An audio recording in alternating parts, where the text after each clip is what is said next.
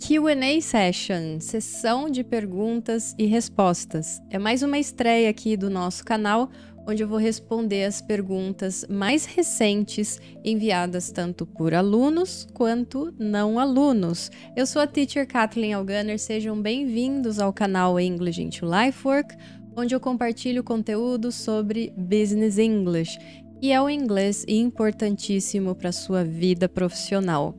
E eu convido vocês a seguirem esse canal para vocês acompanharem dicas diárias de inglês para elaboração de currículo, para entrevista de emprego, para participação em reuniões, para apresentações e, lógico, consequentemente você vai enriquecer bastante o seu vocabulário e a sua pronúncia em inglês.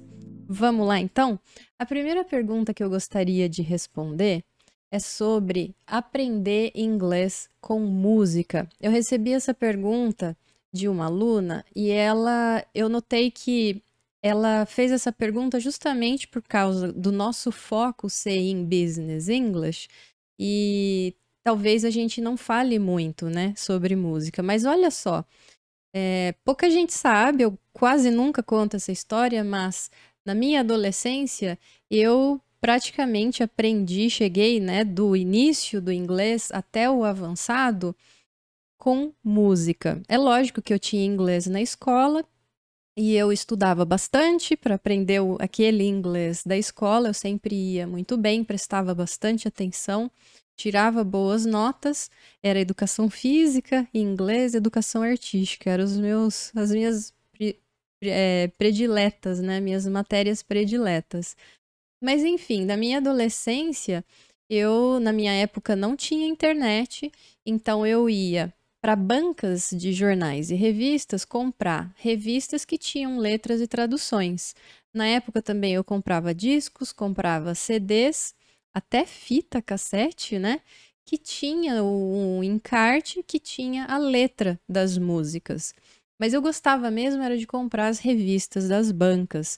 Porque nas revistas eu tinha também a letra e a tradução. Nem para o dicionário eu precisava ir, já estava tudo pronto ali.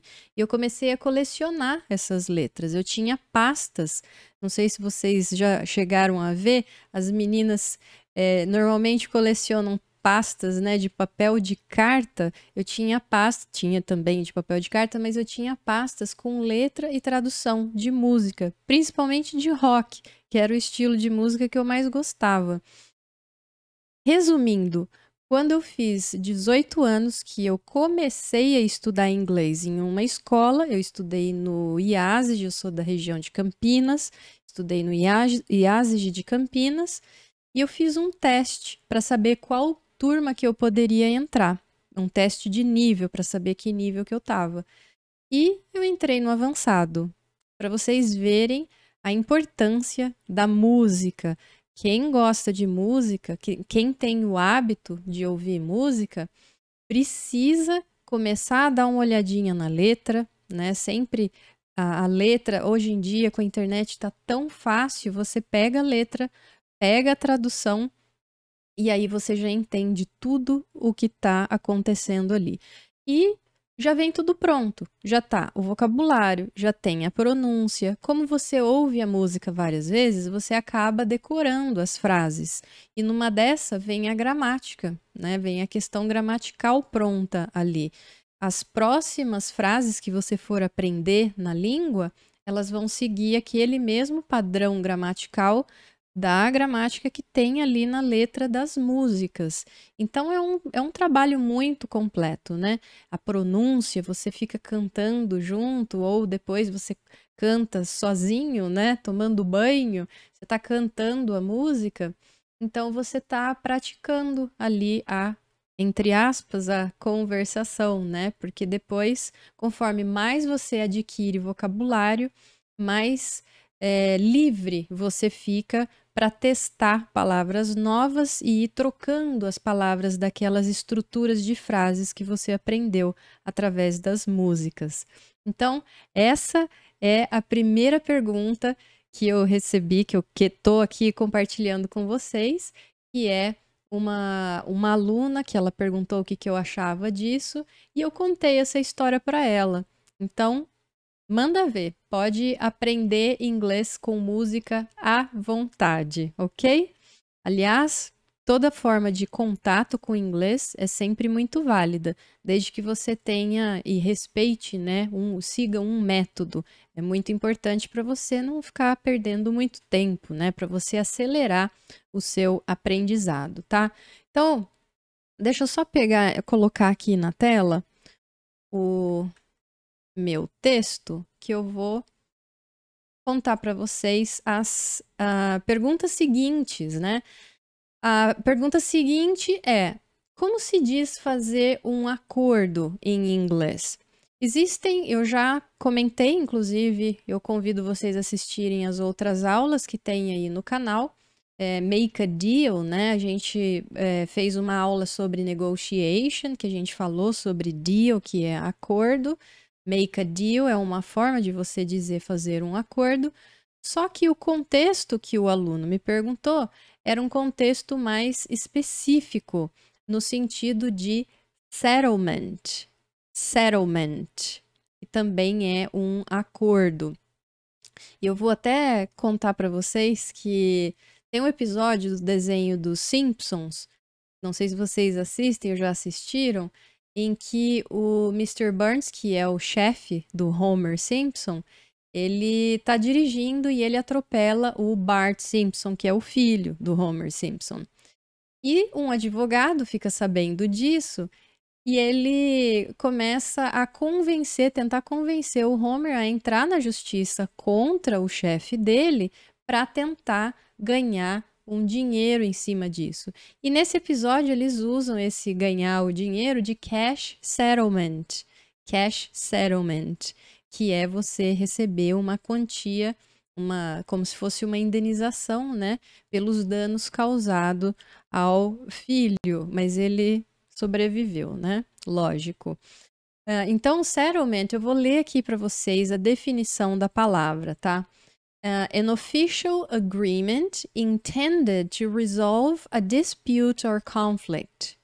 Então, é um acordo oficial, por isso que é essa palavra settlement, né? Um acordo oficial na intenção de resolver uma disputa ou conflito, como no exemplo que eu mencionei para vocês dos Simpsons, né?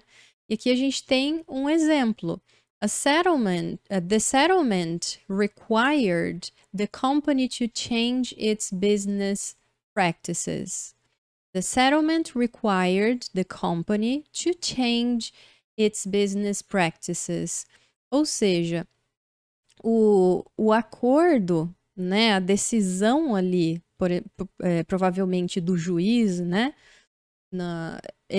o acordo, ele requeriu, tá certo? Falar requeriu, solicitou, né, a empresa a mudar as suas práticas de negócio. Então, provavelmente a empresa estava fazendo algo de errado, alguém entrou na justiça e aí teve esse settlement, esse acordo que a empresa precisa seguir agora, né?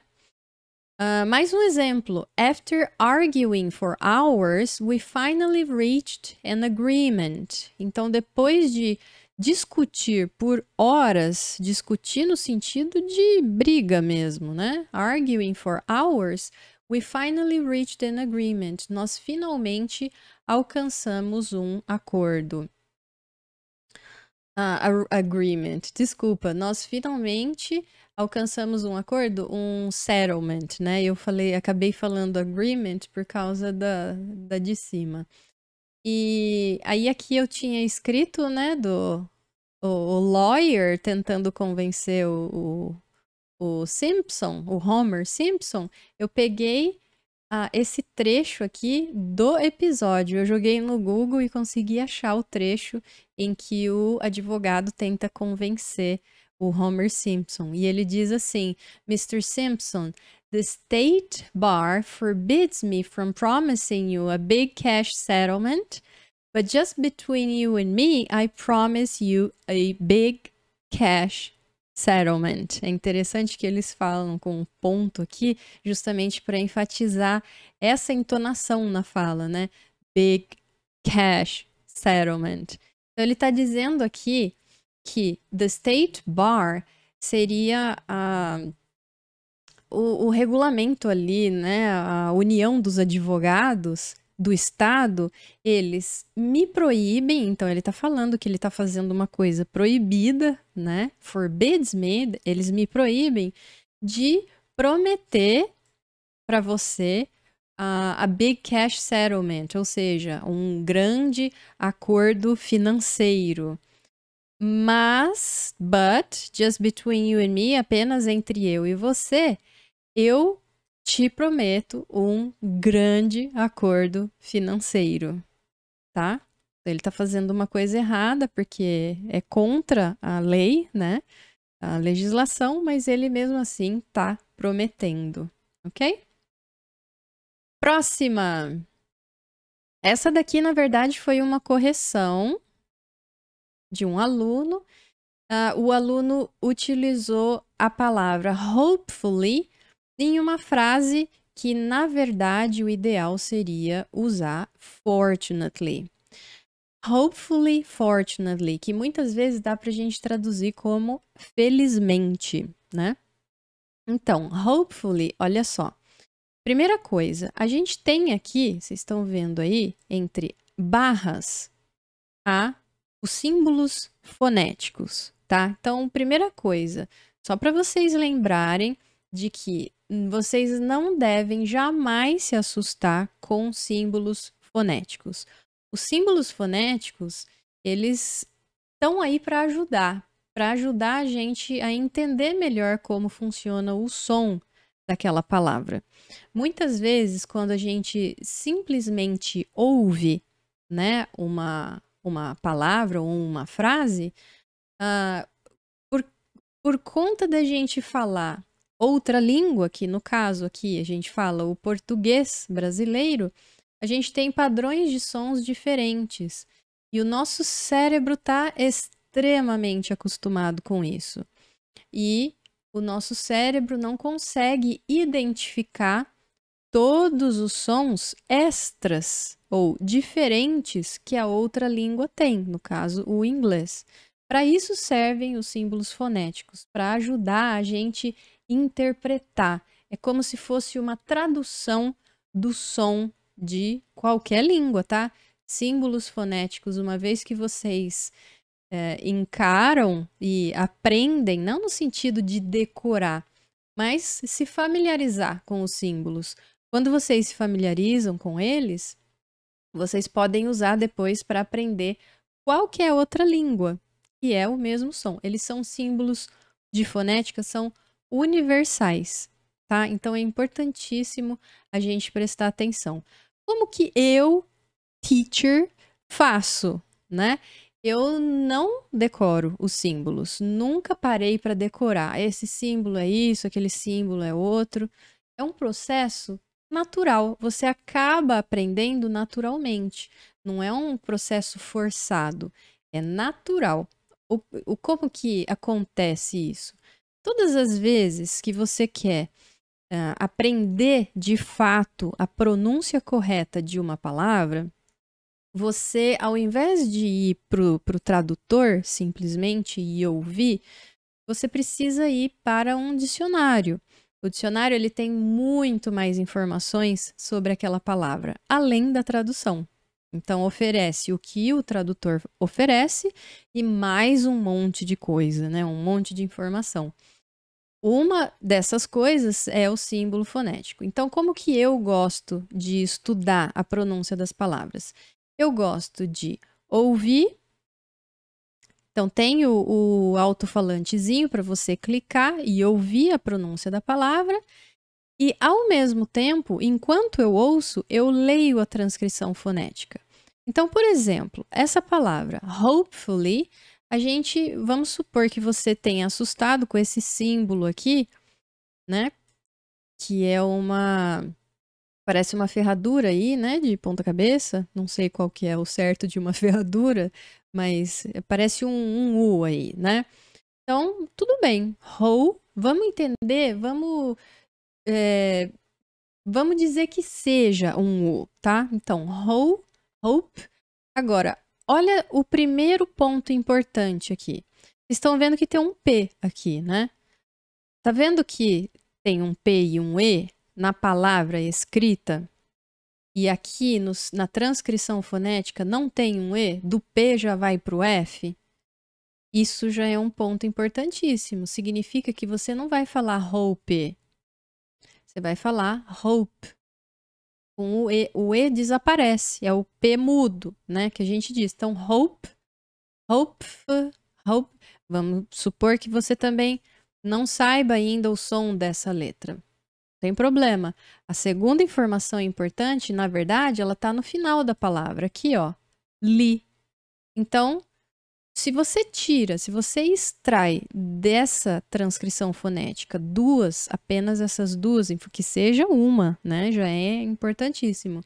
Mas aqui a gente está conseguindo extrair duas informações. Que o E desaparece e que o Y, ele é falado como I. Então fica hopefully, hopefully, li, né?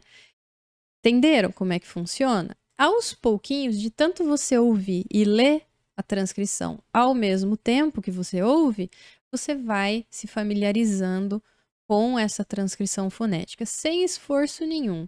Porque o único esforço que você faz é abrir o dicionário, clicar no alto-falantezinho e olhar e ver a transcrição. Mais nada, tá? Então, o porquê fazer isso? Por que fazer isso?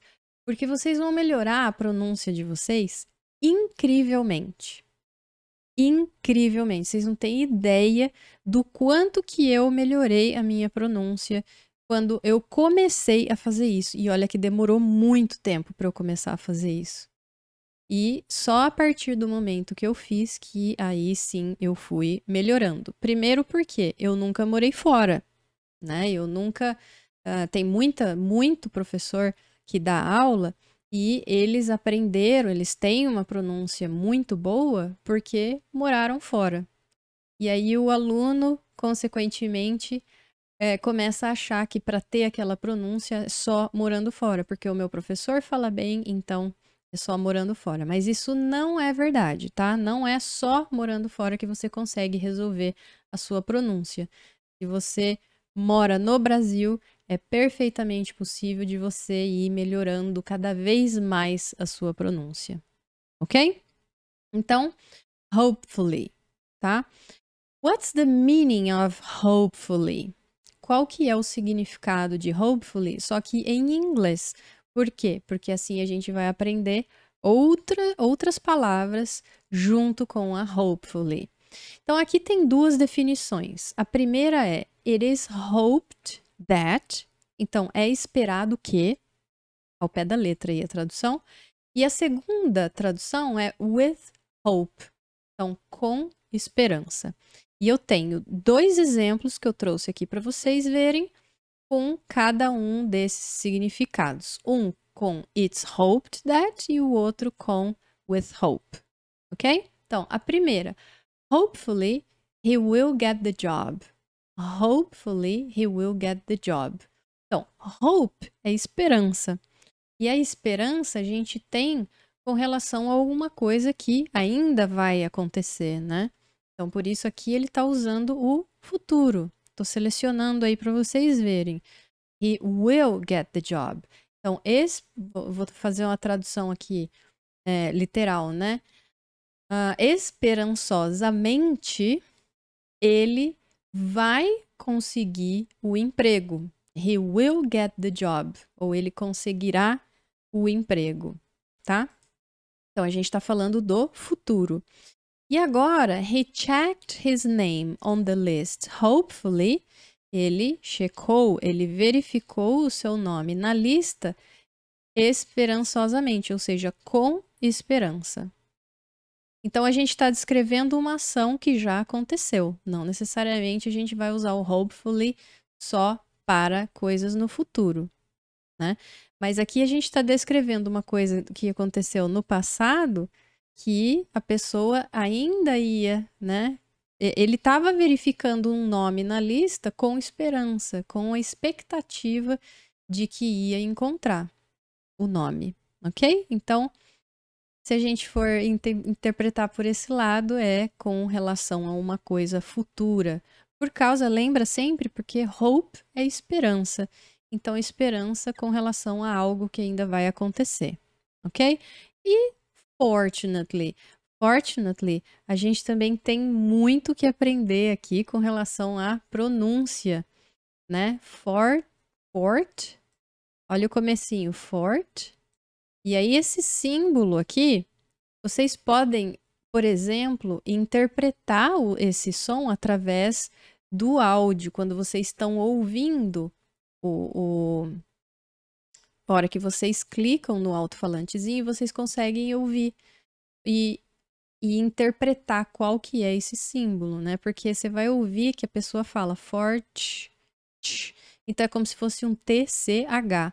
Então esse símbolo aqui, que parece, quem é engenheiro aí sabe que é o símbolo de integral, engenheiros, tecnólogos e afins, um símbolo de integral, né? Pessoal da área de exatas. Então esse som, esse símbolo representa o som sh, tá? Sh. Então fortunately.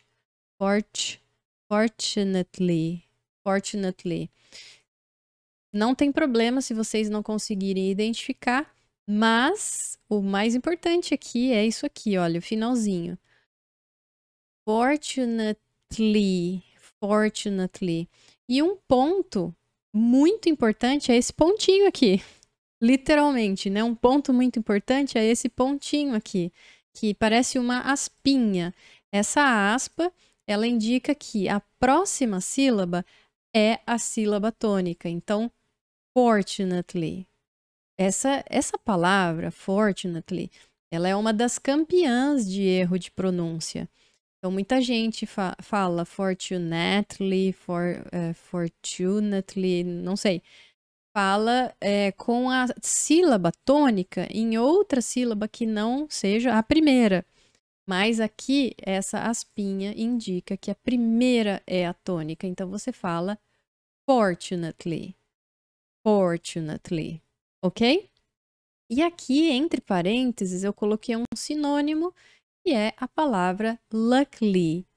Luckily, que é com sorte, tá? Example, fortunately, my coat was still where I had left it.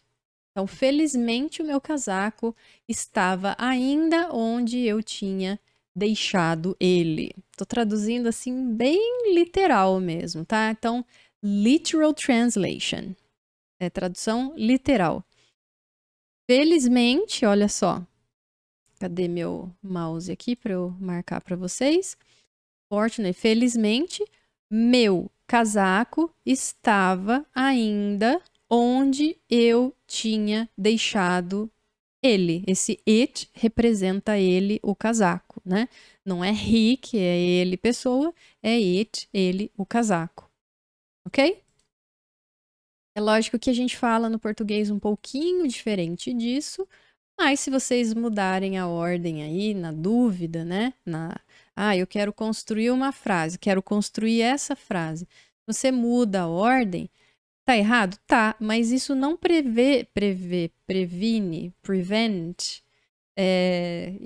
previne. Não, a pessoa que tá te ouvindo, ela não vai não te entender, só porque você mudou a ordem das palavras. É perfeitamente possível de entender. E, lógico, a pessoa pode te ajudar aí te corrigindo, né? Então, vamos para a próxima. A próxima é strategy. Strategy. Olha só que bonito esse símbolos aqui. Strategy. Strategy. Então,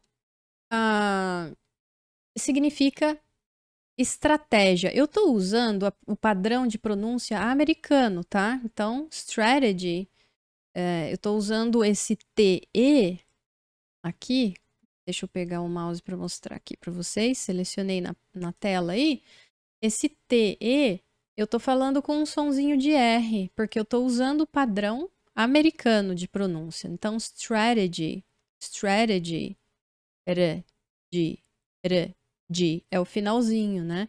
O britânico ele já não vai fazer isso. O padrão britânico de pronúncia vai dizer strategy. Eu não sei, não manjo muito bem da pronúncia britânica, tá? Mas isso eu sei que não muda o T, eles falam o T mesmo, ok? Então, no inglês americano, strategy, strategy. E o exemplo, olha só o exemplo que eu coloquei. The boss outlined her strategy to increase the company's profits. Então, o chefe, na verdade, a chefe, porque aqui está escrito her, que é dela, a chefe, ela rascunhou, ela traçou a sua estratégia para aumentar os lucros da empresa.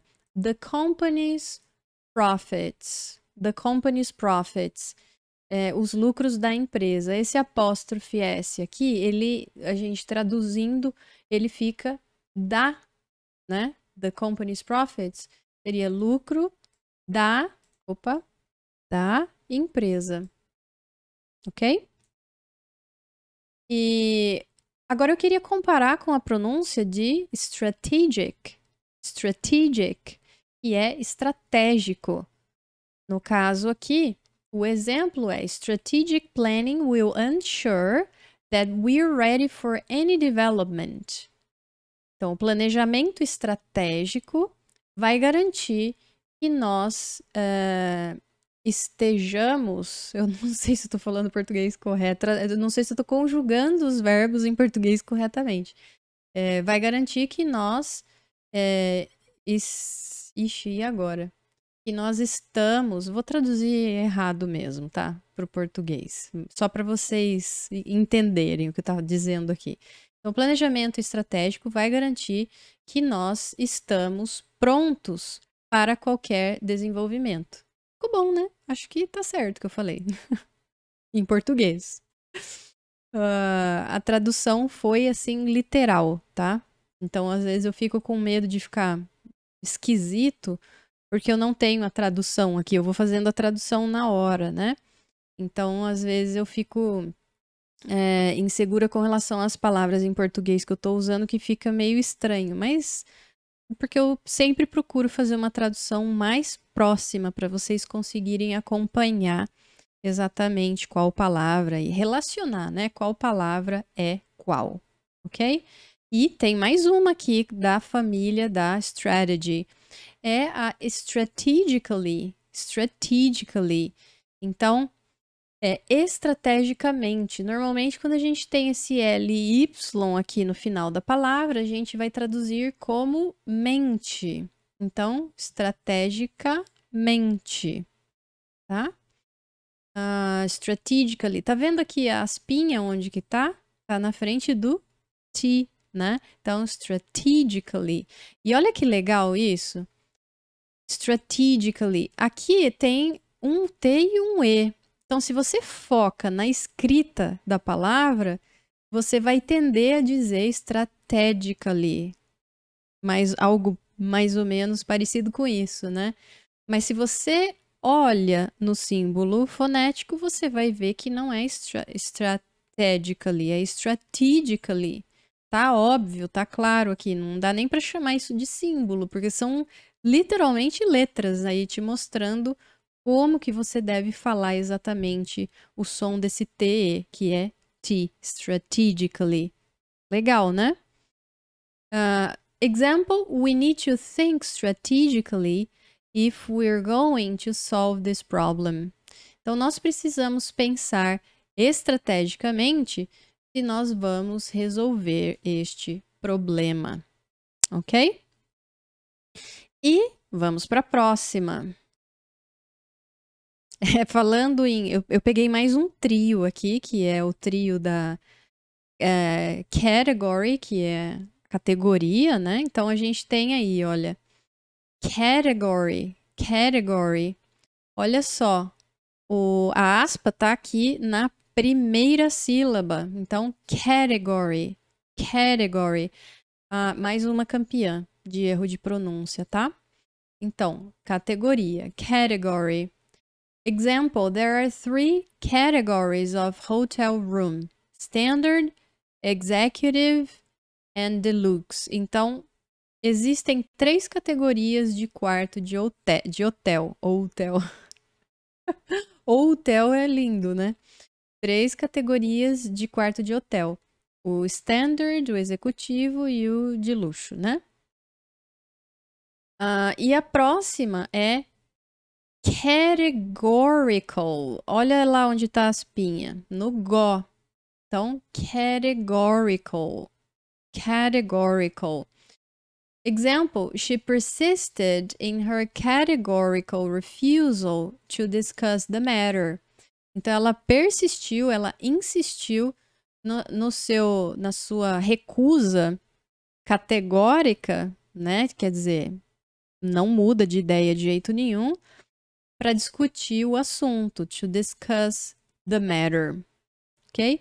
E a terceira aí do trio é categorically. A diferença é que tem um LY aqui no finalzinho, então é categoricamente, tá?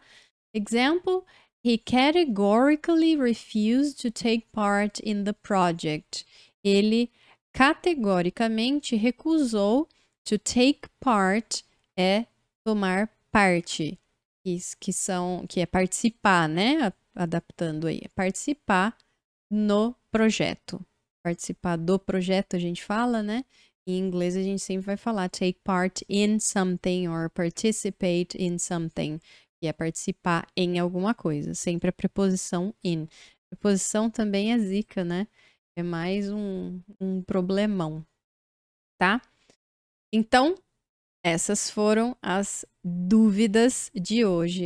Obrigada por ter chegado até aqui. Não esquece de deixar seu like, se inscrever no canal e ativar as notificações para não perder a nossa próxima aula. See you next time!